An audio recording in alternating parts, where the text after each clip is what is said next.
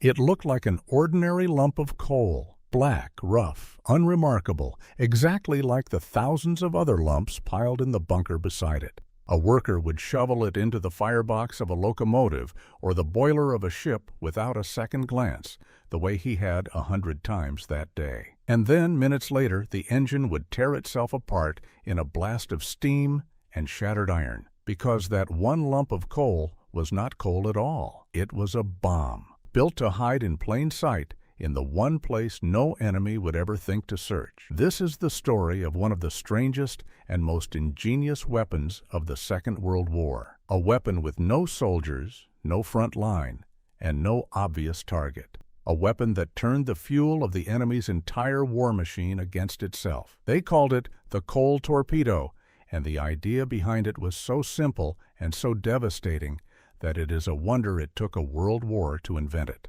To understand why anyone would build an exploding lump of coal, you have to understand how the war actually moved. Armies are dramatic. Tanks, planes, and battles fill the history books. But underneath all of it, war runs on logistics, on the boring, endless business of moving fuel, food, ammunition, and men from one place to another. And in this war, that movement depended on two things above all others: trains and ships. And both of them, in the 1940s, were hungry for one fuel: coal. Every locomotive hauling troops to the front had a firebox that a man fed by hand, shovel after shovel, mile after mile. Every cargo ship carrying supplies across dangerous waters had boilers that burned coal day and night. If you could strike at that fuel, you would not be attacking one tank or one plane. You would be attacking the bloodstream of the entire war effort. The problem was how. You cannot send a bomber to destroy a coal pile, and you cannot put a soldier on every train. The answer, when it came, was not to attack the coal. It was to become the coal. The device itself was a masterpiece of quiet engineering. Take a hollow shell of cast iron, shaped and sized to look exactly like a natural lump of coal. Fill it with explosive, seal it, then coat the whole thing in a layer of dust and paint mixed to match the local coal of whatever region it was headed for, because coal from one area does not look quite like coal from another, and a clever enemy might notice. The finished product could be dropped onto a coal pile and vanish completely, indistinguishable from the real thing even to the men who worked with coal every day. There was no timer and no fuse to set. That was the genius of it.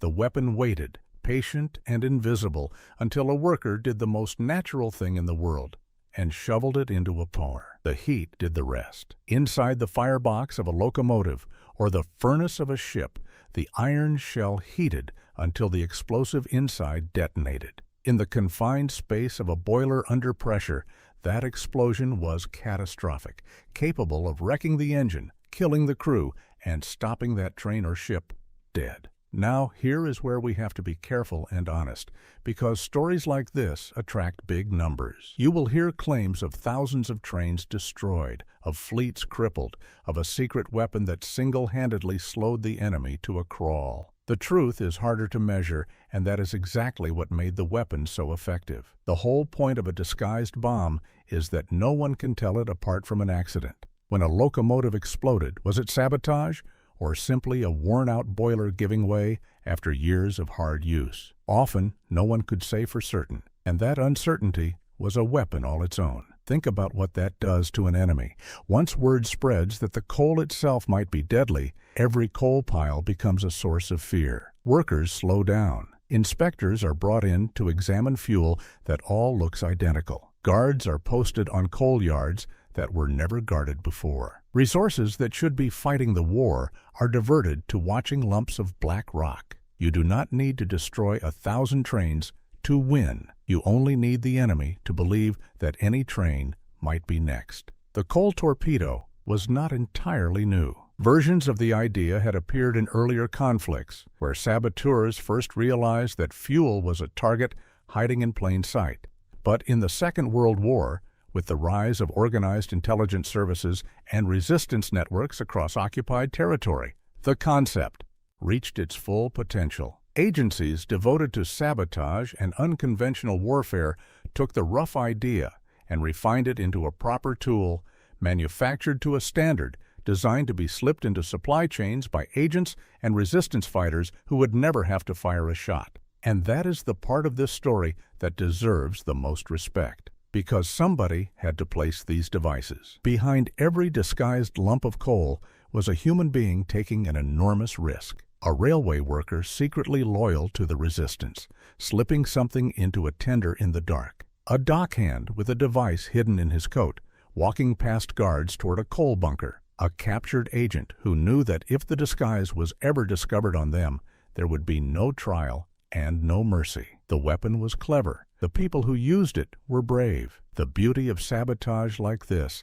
is that it flips the entire logic of war. Normally, strength wins. The side with more tanks, more planes, more men tends to grind the other down. But a weapon like the coal torpedo costs almost nothing and forces the powerful enemy to spend enormously just to defend against it. A few ounces of explosive in an iron shell could tie up guards, inspectors, and engineers across an entire region. It is the weapon of the underdog, the tool of people who cannot win a straight fight, and so choose to fight a crooked one, striking at the soft, unglamorous machinery that keeps an army alive.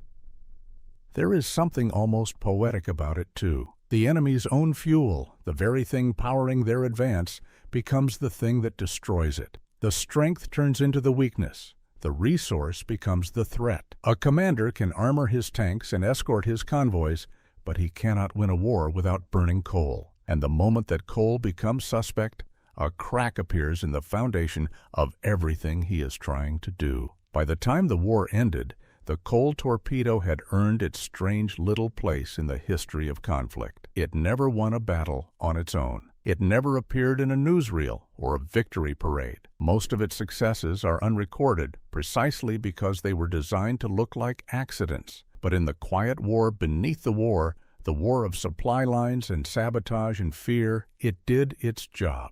It made the enemy doubt the ground beneath their feet, or rather, the fuel in their furnaces. To appreciate how radical this idea was, picture the workshops where these devices were born. They were not in tank factories or aircraft plants. They were in the quiet laboratories of the people whose entire job was to imagine how a war could be fought by trickery rather than by force. Out of those workshops came an astonishing catalog of disguised destruction. Explosives shaped like lumps of coal, incendiary devices hidden inside ordinary objects a person would carry without a second thought, tools made to look like exactly what an enemy expected to find, so that the enemy's own routines would carry the weapon to its target. The coal torpedo was the perfect expression of that philosophy, because coal was the one thing absolutely everyone in the industrial war handled without thinking. A soldier inspects his rifle. A pilot checks his aircraft. But no one inspects a lump of coal. It is the most ignored object in the entire machinery of war,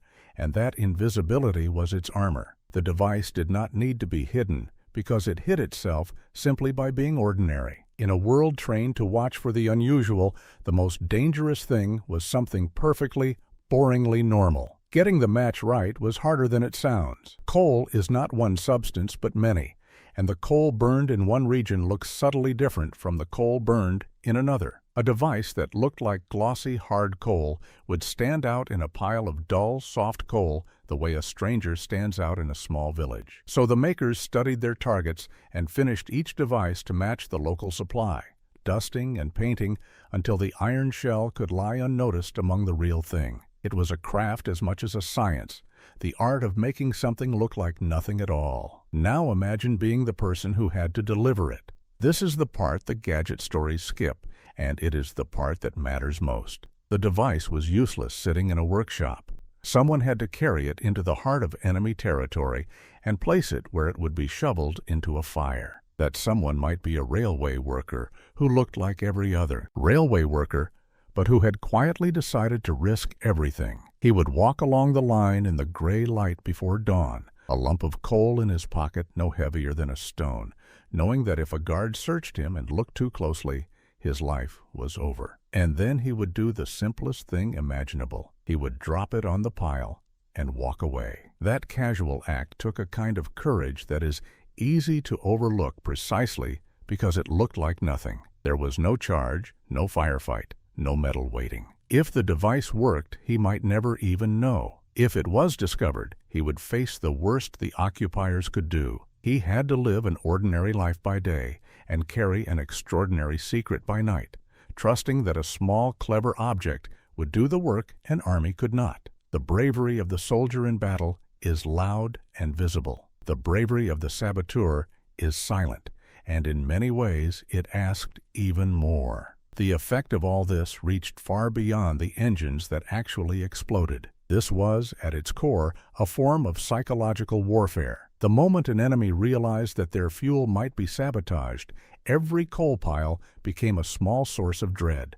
And dread is expensive. Inspectors had to be trained and deployed. Guards had to watch yards that had never needed watching. Workers grew cautious and slow. An enemy that should have been pouring all its energy into the front was instead forced to spend it looking over its shoulder at a mountain of black rock. A single rumor, properly seated, could do the work of a dozen real devices. And because the weapon disguised itself as an accident, it created a fog the enemy could never fully clear. When a locomotive burst its boiler, the investigators faced an impossible question. Was this sabotage or simply metal fatigue in an engine worked far too hard for far too long? Often there was no way to be sure. That doubt was a gift to the saboteur, because it meant the enemy could never relax. Every genuine breakdown looked like it might be an attack, and every attack could be dismissed as a breakdown. And in that confusion, the truth and the saboteur stayed hidden. This is why we should be skeptical of the largest claims even as we admire the weapon. The honest answer is that no one can give a precise tally of trains destroyed by disguised coal, and that uncertainty is not a weakness of the story. It is the entire point. A weapon built to be mistaken for an accident is, by design, a weapon whose success cannot be counted. Its true measure is not in the wreckage it left behind, but in the fear it spread and the resources it forced the enemy to waste. By that measure, the humble coal torpedo punched far above its tiny weight. There is a lesson here that reaches well beyond one war. The story of the coal torpedo is the story of asymmetric warfare, the eternal struggle of the weaker side to find a way to hurt the stronger. You cannot beat a giant by trading blow for blow, but you can study how the giant lives, find the unglamorous things he depends on and never thinks about, and turn those things against him. Armies have rediscovered this truth in every conflict since, because it is a truth about power itself. The mighty are always most vulnerable, not at their strongest point, but at the ordinary, ignored places they assume are safe. That is the real legacy of the exploding coal. Not a body count, which can never be known, but a way of thinking. It says that imagination is a weapon, that the cleverest attack is often the one the enemy never even recognizes as an attack, and that a few ounces of explosive in the right disguise can tie a giant in knots. It is the underdog's masterpiece, written in iron and dust and nerve, and it remains one of the most quietly brilliant ideas the entire war produced. What I find unforgettable about this story is how it changes the way you look at things. We tend to imagine that wars are decided by the biggest, loudest weapons. But here is a weapon you could hold in one hand that made no sound until the very end, and that struck fear into an entire war machine. It is a reminder that ingenuity can be as powerful as force, that the cleverest blow is often the one the enemy never sees coming, and that sometimes the most dangerous thing on a battlefield is not a tank or a bomber. Sometimes it is a single lump of coal that should never have been there at all. So the next time you picture the great battles of the Second World War, remember the quiet ones too. Remember the worker in the dark, the device that looked like nothing, and the simple, brilliant idea that the way to break a giant is not always to hit it harder, but to slip something small and unexpected into the place it least suspects. That, in the end, is the real weapon, not the coal, the imagination behind it.